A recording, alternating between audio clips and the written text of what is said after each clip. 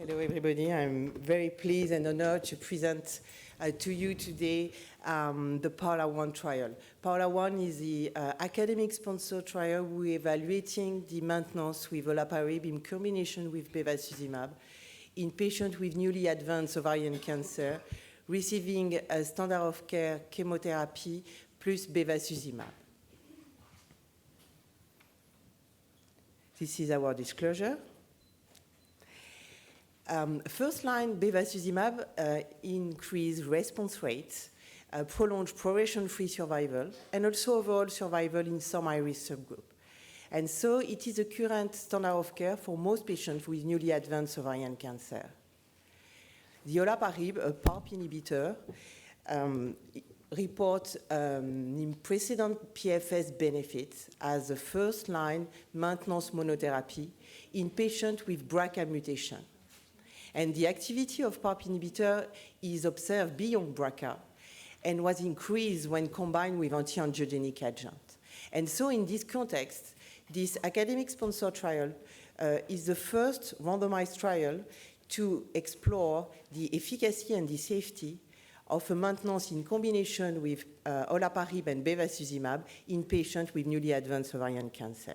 So the patients at the stage 3 and 4 were included in the clinical trial with an high-grade serous carcinoma and were in partial or complete response to a standard of care first-line treatment, including bevacizumab.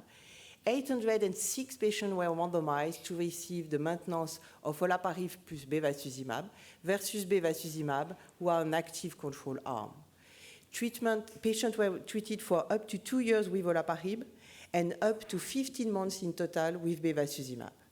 There are some stratification factors as tumor BRCA mutation and first-line treatment outcome. The primary endpoint was the investigator assessment of the progression-free survival by RECIST, but we have other secondary endpoints as time to first subsequent treatment, PFS2, overall survival, and for sure, safety and quality of life.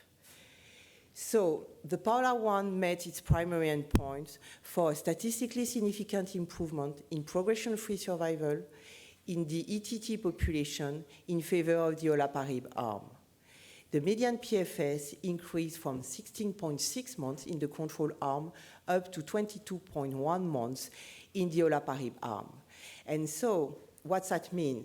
For ovarian advanced cancer who receive chemotherapy plus bevacizumab plus olaparib, in this trial, they benefit of a median time of 30 months, nearly 30 months, without relapse. The subgroup analysis are also really interesting to report. In the BRCA mutated patient, an hazard ratio of 0.31 in favor of the combination of olaparib plus bevacizumab is what we observe in the SOLO-1 trial, where olaparib was evaluated in monotherapy compared to a placebo.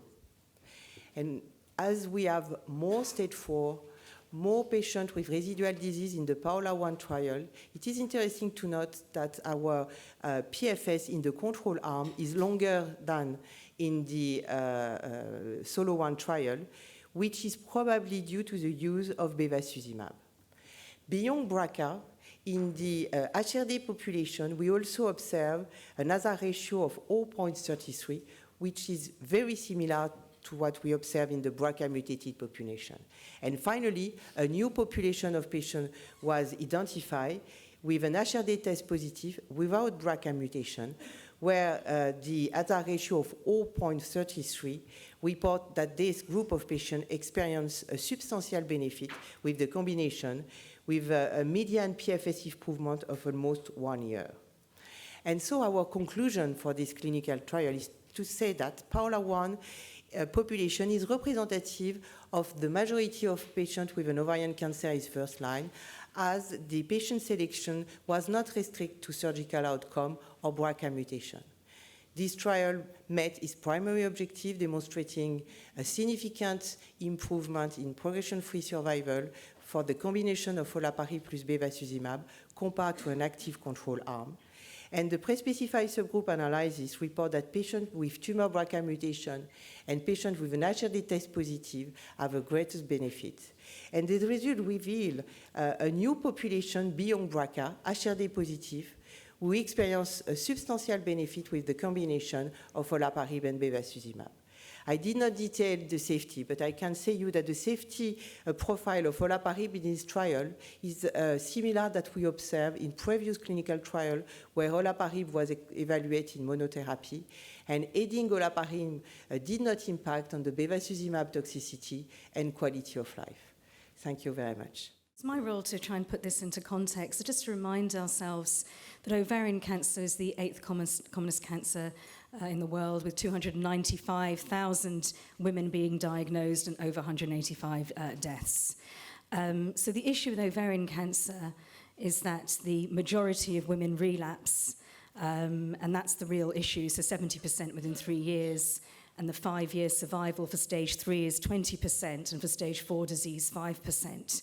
So PARP inhibitors have revolutionized the treatment landscape of ovarian cancer. PARP inhibitors, so olaparib, which we've heard about, niraparib and rucaparib, are approved in recurrent ovarian cancer and have been shown to improve the progression-free survival. But if we're really going to have a chance to increase overall survival and hopefully more women cured, we need to bring these treatments into the first-line setting. And here in this presidential symposium last year at ESMO, and in this press release, you heard me talk about the results of the SOLO-1 trial. So the SOLO-1 trial has changed the landscape of first-line treatment. This was presented at ESMO's presidential session last year and published in the New England Journal of Medicine. And what that showed was that for women with BRCA mutations, following chemotherapy and having had a response, to then have maintenance olaparib for a 2-year period. And what we saw there is that women, compared to placebo group, which was standard of care, that they had a hazard ratio of 0.3, which translated to a median progression-free survival of over 3 years compared to the placebo group of 13 months. So what does PAOLA-1 and Isabel Ray-Cockard study add? And what else are we going to hear during this Congress? Well, there are 3 studies in first-line setting presented in today's presidential session. You've already heard the results of PAOLA-1. There's also the PRIMA ENGOT-OV26 study and also the VELIA study. Now, the key questions for me as a clinician and a trialist is how can we improve on the results and the standard of care that we've had so far? So the main questions are, can more women benefit from a PARP inhibitor in the first-line setting beyond those women with BRCA mutations? And we've eloquently seen from Isabel Ray-Cockard that that is possible. So the next main question really is, if patients can benefit beyond patients with the BRCA mutation, how can we best select which patients are going to benefit for the longest time? That brings in the concept of HRD deficiency. The other question is about, can we improve by combining treatments? So, for example, you heard in PAOLA-1, olaparib combined with bevacizumab. So taking those 2 main points, the PRIMA-1 study was looking at niraparib as maintenance treatment. So just like what I said in SOLO-1, no combination, maintenance treatment alone, but with the PARP inhibitor niraparib beyond women with BRCA mutations. And the key point there is, just like what we've seen in PAOLA-1, is that we've got confirmation that more women can benefit from PARP inhibitors. So we also see that with the VELIA study, which is a US-led study, which is looking at combining a PARP inhibitor veliparib with chemotherapy at the same time together, and then having maintenance veliparib. And you'll hear the results later on today, but essentially that shows that chemotherapy with veliparib and veliparib maintenance therapy is better than no PARP inhibitor alone, and that's been shown in patients with and without BRCA mutations. So the real questions, I think, are, we know now, for the end of today, the presidential sessions, that we can use PARP inhibitors in the first-line setting beyond women with BRCA mutations. Well, I think the key question really is, what about patients that don't have HRD deficiency? We do know the patients with BRCA mutations and that are HRD positive have the greatest benefit from either a PARP inhibitor alone or indeed in combination with bevacizumab.